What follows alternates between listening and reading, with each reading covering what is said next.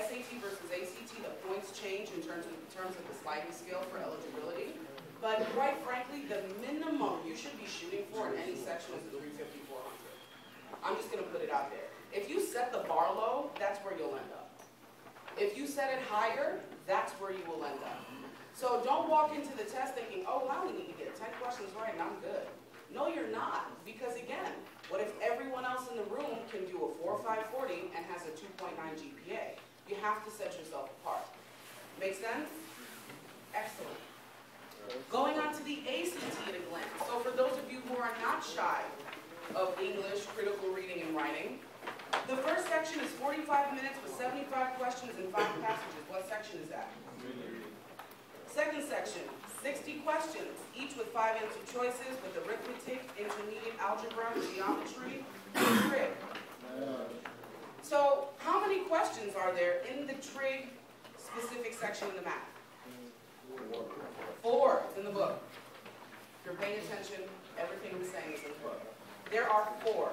So don't let the fact that there are trigonometry questions scare you, because there are only 4 of them. The ACT does not penalize you if you do not get the question right. You only get points for the questions you answer correctly. So completely opposite to the SAT, what happens in the ACT, or what should happen in the ACT? That's exactly right. Answer everything, because you can't lose. Here we go. Excellent. Yeah, ACT. So who here has taken a practice ACT? Anyone? 2 people? 3? 4? 5? 6? How about a real one? Any ACT in general? There we go. That's what I thought. So what test do schools accept? Both. So if you aren't afraid of English, or if you are okay in English, which one should you take, SAT or ACT? Both of them, actually. And the reason for it is because this, and it's not wrong to say SAT or ACT, actually, it's a trick question. The reason you should attempt both of them in a practice environment, I don't recommend taking the official exam as practice because it's expensive. It's pointless to pay $53 or more just to practice. You can go and take a free practice test with Kaplan anytime online, or you can go into one of our centers, or probably at your local high school. You have a program from Kaplan where you can take a free practice test. Go to our website, it's on the book you have. Log in, punch in your zip code, and you'll find one. But the point is you should try both, because unless you've taken both, you don't know which one you're going to do better in. It varies greatly. The tests are different, the question types are different, and the scoring is different. Which test is shorter, SAT or ACT? ACT. So for those of you who have already lost, heads down, hoods up, sleeping, can't make it through a 4¼ hour SAT test, I would recommend ACT. Okay? What time did the test start?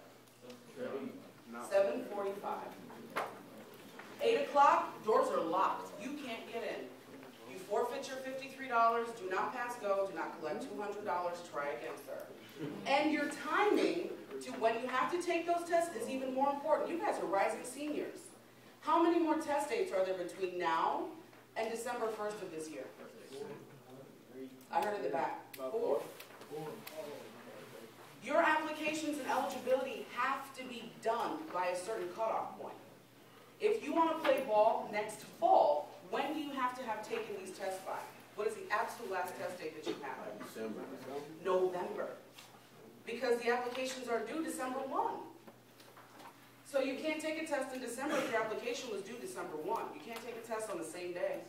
Tests are only on Saturdays, and they're only offered typically quarterly, except during the academic school year. So again, your eligibility rides on your attention to detail, how well you pay attention, period, actually, and your timing. Make sense? Any questions? ACT essay, is it scored the same or different than the SAT essay? Same. Same scale, same weight. The rubric is almost identical. Do you have to write a perfect essay to get a 6? Absolutely not. There's a formula. And for those of you who are still with me, I'm going to tell you what it is. I'm going to give you 5 points to a perfect essay. Ready? First one, sir.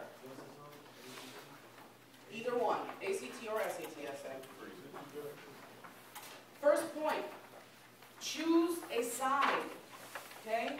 The essay question is going to ask you, do you believe or do you think that X, Y, and Z? Yes or no. There is no right or wrong answer. You just have to choose a side. It is not a compare and contrast. On the SAT, you only have 25 minutes to answer this question. ACT, you have 30. Okay? So don't spend time dwelling, going back and forth, and arguing with yourself. Choose a side. Second one, stay on topic. If it asks you about an important political figure or a quote, why on earth would you write about aliens and men in black? You just wouldn't. It doesn't have to be factually accurate. It just has to make sense. Okay? 3, use clear, concise, and relevant examples. And use more than one. Don't just write one intro paragraph, one body, one conclusion, and you're done. That might get you a 3. I shoot for at least 4 paragraphs that are pretty well written and that have topic sentences. If you hear at the end, you have 5 minutes remaining in this section. 5 minutes. Start writing your conclusion. Even if it says, in conclusion, bang, write it out. That's point number 4. In conclusion, make sure you conclude your essay. Another one, use varied language and transitions. You are going to college, gentlemen. You don't want to write a paragraph that says, first I woke up, and then I ate breakfast, and then I went to the bus stop, and then when I got on the bus, I saw my friend, and then we got to school, and then we talked, and then I went to class, and then I went home. The end. What is that? Don't do, that's a, if a 1. You might get like a 0.5 on that guy. So don't do it to yourself. Don't write the way you necessarily talk to your friends, right? This is a collegiate style essay. Try to write as well as you can. So SAT and ACT scoring, do we know the difference between the 2? Are we all asleep? Okay, good. So SAT, do you get points off for being wrong? No. SAT, Yes. thank you. ACT, No. Excellent. Which one are you going to try? Both. Both of them. Wonderful. If you turn to page 6, in case you were asleep, couldn't write fast enough, or just didn't feel like writing at all, everything we just talked about is laid out on the graph comparing the 2 tests. Okay? So when you leave here today, you have something to take with you to refer back to. When it comes time to register for the exam, who should you seek out at your school in order to help you do so if you have not already? Counselor. And if your counselor is not available or otherwise can't help you, who should you go to next? And who should you go after your teacher? And who should you go above all if you really can't get after? Your coach. Your coaches are familiar with this stuff. And if they're not, they'll call me or someone like me. Make sense? If you still have questions or if you just want to talk about anything having to do with these exams, call 1-800-CAP-TEST. It's toll free. 1-800-KAP-TEST. It's also printed on the front and back of your booklet. That is Kaplan's telephone number. We have a crackerjack team. Oh, you're fine. A crackerjack team of test advisors that can help you. What we do at Kaplan is actually pretty cool. All of us have taken these tests. All of us have done well on these tests. I used to teach how to take both of these tests. The things that I just told you in the last, I don't know what, 20 minutes, 30 minutes, most kids would pay $499 to sit in a 10-week class for it. You just got it at no charge because of the wonderful people at NFLPA and Risingseniors. So really and truly, you should listen very, very closely and very intently to everything that they have to say and to the things in this book. Now, who's ready to try out a strategy? Anyone? Excellent. Looking at the board, SAT math. If A and B are consecutive integers and A is a prime number greater than 2, which of the following could also be a prime number? Without trying to solve the problem, what are some key things that stand out in this question? Prime, what else? Consecutive and greater than 2. Okay, those are the 3 big things you have to look for.